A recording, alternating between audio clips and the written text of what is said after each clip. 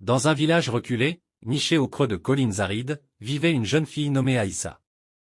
La pauvreté était son lot, et la laideur, du moins aux yeux des autres, sa compagne constante. Sa robe rapiécée et ses traits irréguliers contrastaient cruellement avec la beauté florissante des autres jeunes filles du village. Sa famille, accablée par le manque, la traitait avec rudesse, la considérant comme une bouche de plus à nourrir et une source de honte. Les villageois, durs et pragmatiques, ne lui accordaient guère plus de considération. Les enfants la pointaient du doigt et chuchotaient sur son passage, tandis que les jeunes hommes détournaient le regard avec un dédain à peine voilé. Aïssa était l'ombre du village, une présence ignorée et souvent maltraitée. Son cœur, pourtant, abritait une bonté et une résilience insoupçonnées. Elle rêvait en secret de respect et d'un peu de chaleur humaine.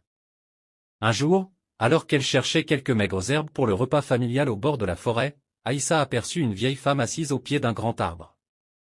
La vieille dame semblait faible et épuisée. Sans hésiter, Aïssa s'approcha et lui demanda si elle avait besoin d'aide. La vieille femme, au visage ridé comme une prune sèche et aux yeux brillants d'une sagesse ancienne, lui expliqua qu'elle était fatiguée et qu'elle avait soif. Malgré sa propre faim et sa fatigue, Aïssa courut jusqu'à la rivière la plus proche et revint avec une gourde pleine d'eau fraîche. Elle aida la vieille dame à boire et partagea avec elle les quelques morceaux de pain sec qu'elle avait emportés. La vieille femme mangea lentement, puis regarda Aïssa avec une profonde gratitude. « Tu as un cœur pur, jeune fille, dit-elle d'une voix rauque mais douce. Malgré la dureté de ta vie, tu as montré de la compassion envers une étrangère. Pour cette bonté, je vais te faire un don. » Aïssa, habituée aux moqueries et aux reproches, fut surpris par ces paroles bienveillantes. La vieille femme tendit alors une petite fiole en argile ornée de motifs étranges. « Verse quelques gouttes de cette huile sur ta peau chaque matin, expliqua-t-elle. Elle révélera la beauté qui sommeille en toi et t'apportera la prospérité. Mais souviens-toi, la véritable beauté réside dans le cœur. » Aïssa, incrédule mais pleine d'espoir, remercia la vieille dame. Lorsqu'elle se retourna pour la remercier à nouveau, la vieille femme avait disparu, comme si elle s'était fondue dans l'ombre des arbres. De retour au village, Aïssa hésita. Elle avait tellement l'habitude d'être laide et rejetée qu'elle avait du mal à croire à cette promesse. Pourtant, le lendemain matin, poussée par une curiosité timide, elle versa quelques gouttes de l'huile parfumée sur ses mains. Une douce chaleur se répandit sur sa peau.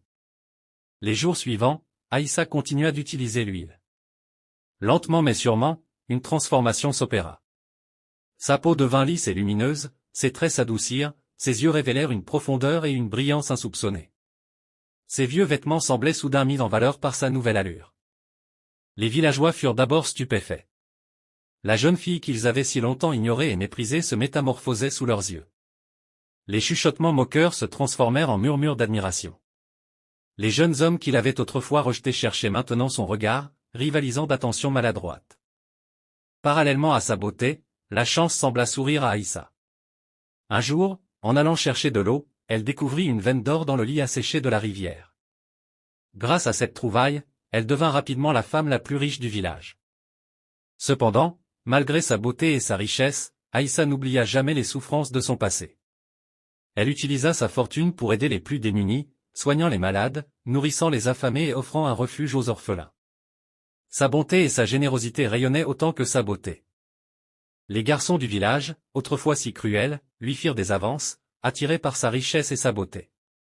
Mais Aïssa se souvenait de leur mépris passé. Elle choisit finalement d'épouser un homme venu d'un autre village, un homme qui avait vu au-delà de son apparence initiale et qui avait été touché par sa gentillesse et sa force intérieure. Aïssa devint une figure respectée et aimée de tous. Son histoire devint une légende, rappelant que la véritable beauté réside dans le cœur et que la bonté finit toujours par être récompensée, même après les épreuves les plus sombres. Elle n'oublia jamais la vieille dame et le don précieux qu'elle lui avait fait, comprenant que la véritable richesse n'était pas seulement matérielle, mais aussi celle de l'âme.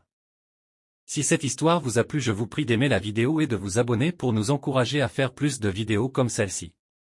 C'est le seul moyen de permettre à notre chaîne et nos vidéos d'être virales. Merci beaucoup et à la prochaine.